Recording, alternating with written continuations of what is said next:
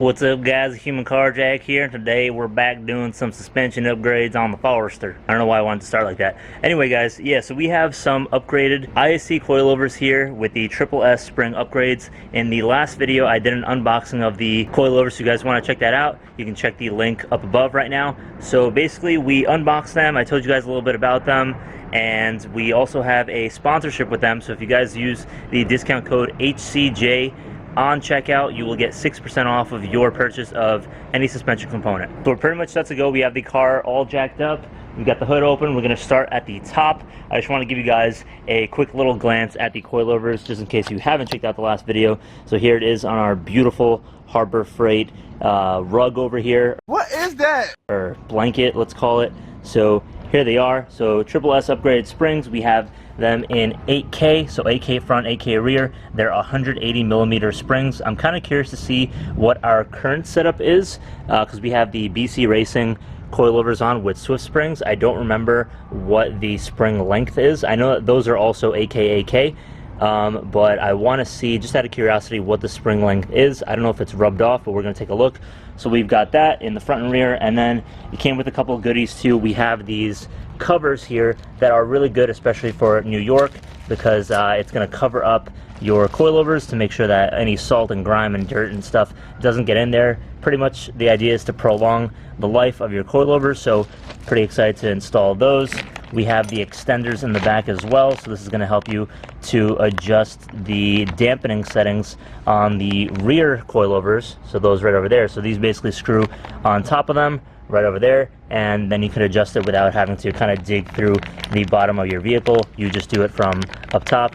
So pretty cool idea there. So these are pretty much the tools we have lined up for today. We have our power tools there. We have some anti-seize. We're going to start with that first. We'll get to that in a minute. Water bottle, stay hydrated. We have our mallet, bunch of sockets, ratchets and wrenches, and things like that. And we also have these pretty cool, I forget what they're called, but they're basically rounded off, not rounded off, but they're bent at almost 90 degrees, so this helps get the top bolts off of the coilovers. You guys will see that in a second, so it makes it a lot easier. You have proper clearance, so we'll leave those there. We're going to start off with our anti-seize here, because we need to prep the coilovers so that they don't seize up on us whenever we do want to service them. So everything is loosened up. This is pretty much the full length of the coilover. This is only held on by like maybe 3 or 4 threads right now on all of them, so I loosened everything up. We're basically going to be applying anti-seize here, basically along the threads where we would be using the coilovers, and we'll go from there. Alright guys, so I'm just going to start with one of the front coilovers first, give you guys an idea how it goes.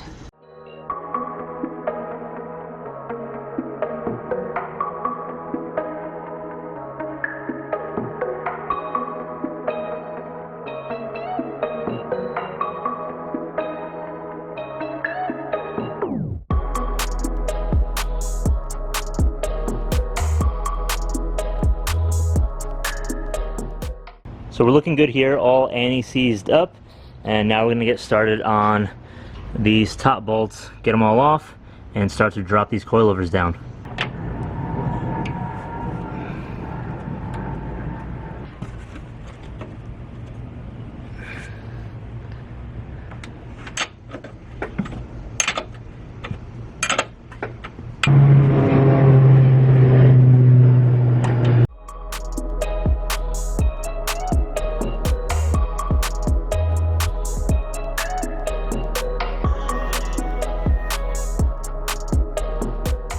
See, this is what too much negative camber will do to your tires. So when we go ahead and adjust these now, we're going to actually make the ride height a little bit higher, just so that we can have a little bit less negative camber. We're probably going to go -2.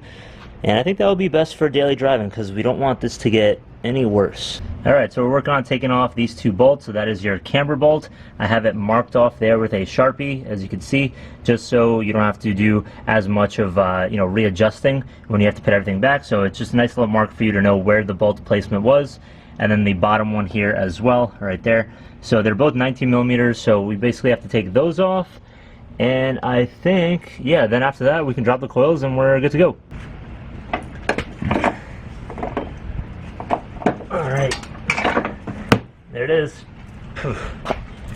Lots of gunk Well, it turns out I'm a big dummy. I forgot that you didn't have to take off that 17mm nut, the one that was right in the middle over here, because now it's actually separated from here, but it doesn't matter. I can just put it back on and screw it on. But yeah, so as far as the parts on this, so this is the camber plate, and this part was actually bought new recently. This maybe has 1,000 miles on it. I have it all greased up and everything. So we got that. The biggest thing that's chewed up is the collars over here. So we got those.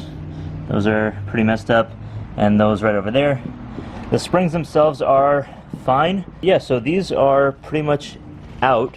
And we got this too. This Koyo bearing is what it's called. This is pretty new as well. So basically, as far as the new parts here, we have 1, 2, little side-by-side comparison here to show you guys the difference between the ISC and the BC coils. So you guys see how much smaller the BC one is. That's because we, adjusted it accordingly, and we put it to the ride height that we desired. So we're gonna take a measurement of this and apply it to that. Like I said though, we are gonna raise this up a tiny bit, so either 1/4 or 1/2 inch. I'm gonna say about 1/2 inch, so we get a little bit more clearance for our camber adjustment. So I'm gonna see how the best way is to do this. Either gonna be measuring from the top plate all the way down to the end of the coilover, or I'm just going to do the threaded part. I don't know, I'll see which way kind of works best. I'm probably just going to do the threaded part. I think that might make a little bit more sense. So after taking a measurement, we're pretty much dead center at 3 inches. So let's go ahead and start adjusting these accordingly. Alright, so preload adjustment time. So according to ISC, the way that you adjust your preload is you go ahead and spin this collar up.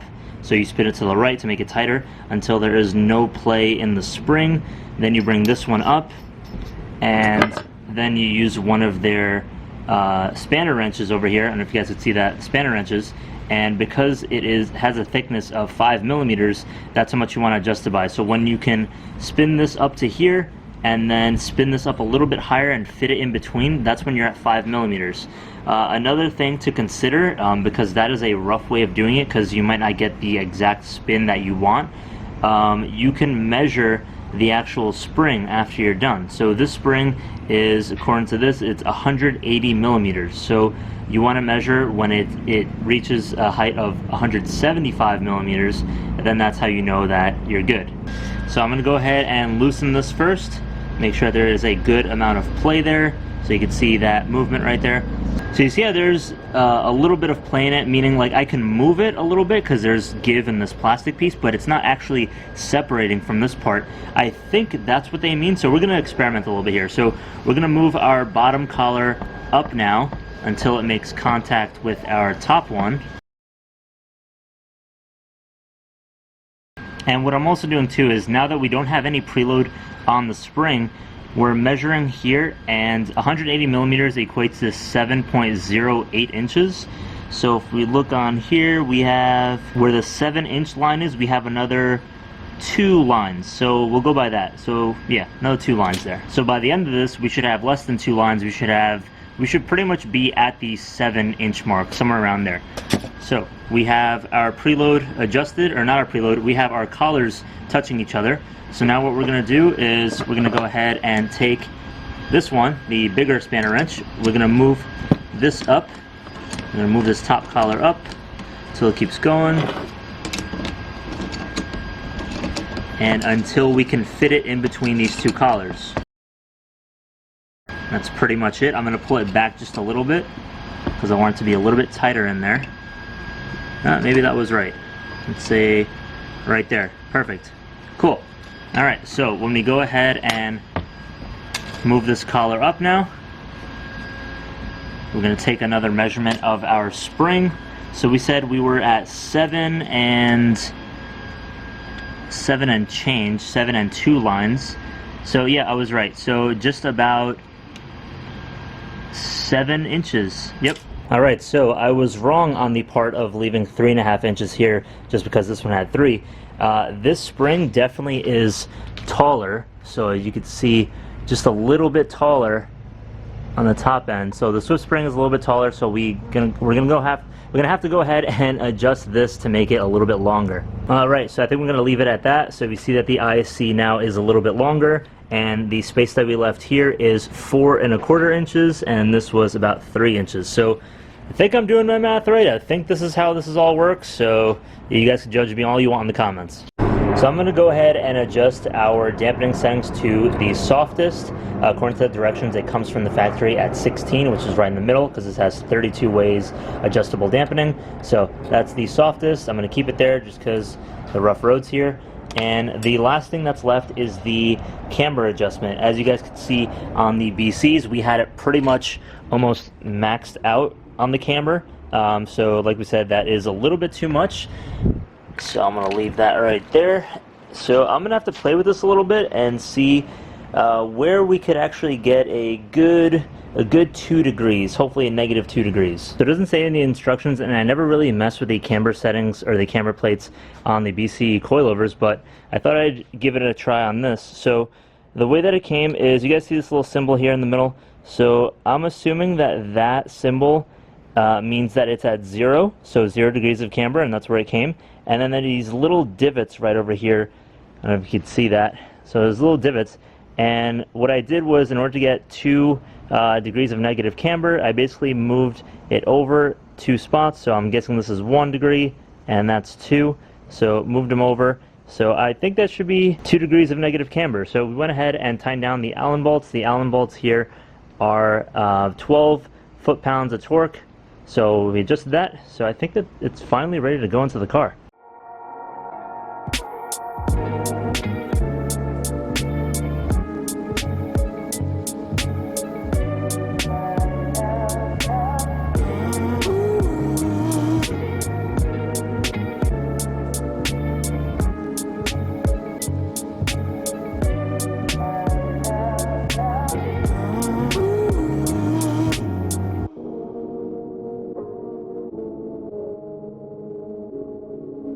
You know, I never realized before that you were so versatile.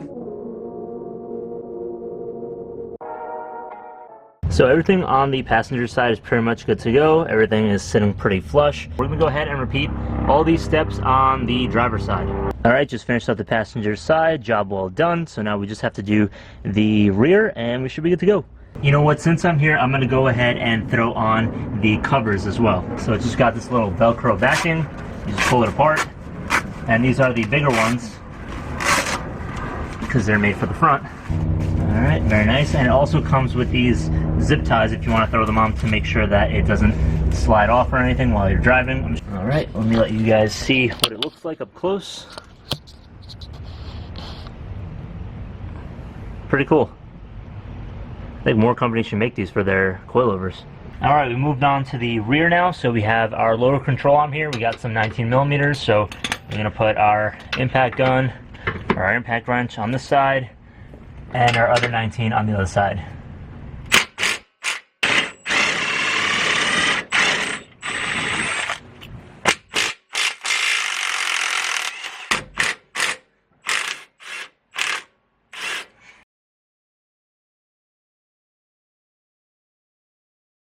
Yeah, there she goes.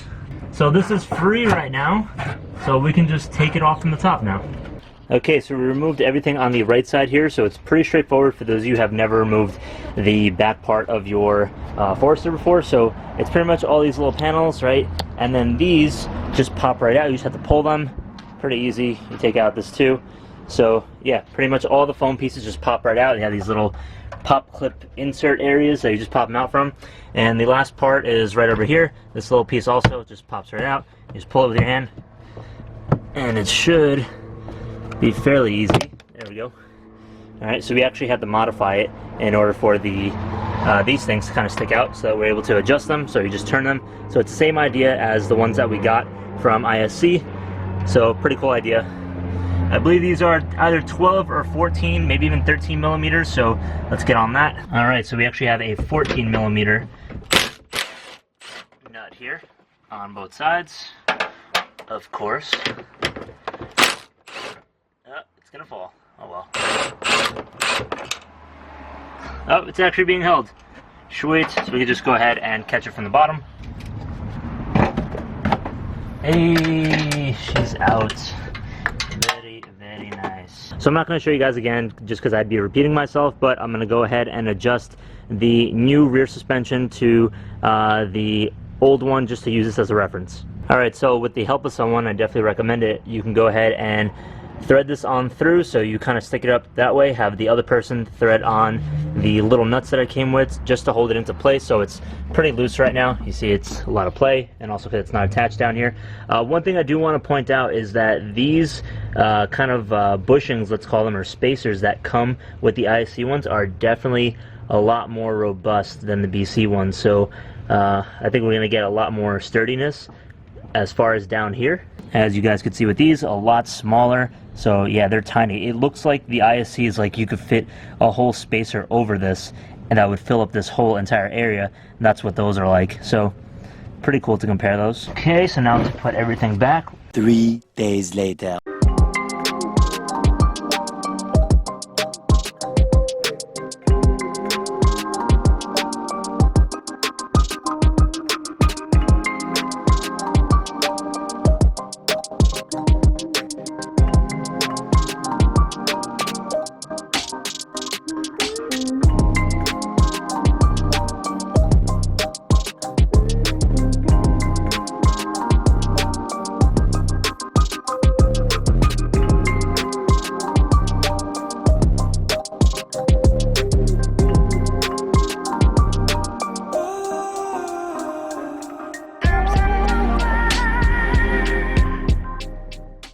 So guys, overall it wasn't too bad of an install. I know that you didn't get to see some of the things that we did in the rear suspension, so let me go ahead and explain a little bit. So what happened with the rear was everything went pretty smoothly except for my lower control arms. The lower control arm brand that I have is by Godspeed. Now when I went to go insert the coilover, or the bottom part of it, into the lower control arm, it wasn't wide enough to fit the thick bushings that I was talking about with the ISC suspension, so I had to kind of shave it down a little bit. So I basically took an angle grinder and grinded down the inside part of the low control arm, and it did the trick. I just shaved off a little bit of the paint. It's not a big deal. They were pretty cheap anyway. The ones that ISC offers are of higher quality, and they're definitely more expensive. I think the Godspeed ones were around $200, and the ones that ISC has, I think, are around $480. But again, you can use my discount code and get a percentage off of that.